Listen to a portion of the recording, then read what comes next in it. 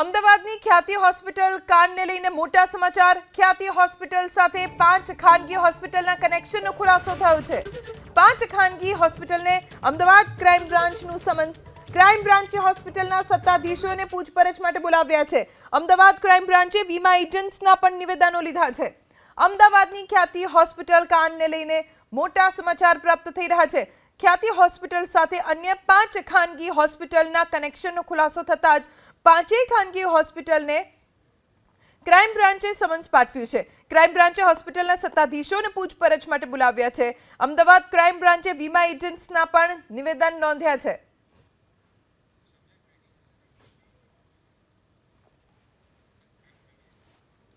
तो ख्याति होस्पिटल कांड पर વધુ એક સમાચાર। હોસ્પિટલના ડાયરેક્ટર સંજય પટોલિયાની મુશ્કેલી વધી। અમદાવાદ ગ્રામ્ય કોર્ટે સંજય પટોલિયાની જામીન અરજી ફગાવી છે। સંજય પટોલિયાએ આગોતરા જામીન અરજી કરી હતી, જો કે અમદાવાદ ગ્રામ્ય કોર્ટે આગોતરા જામીન અરજીને ફગાવી દીધી છે।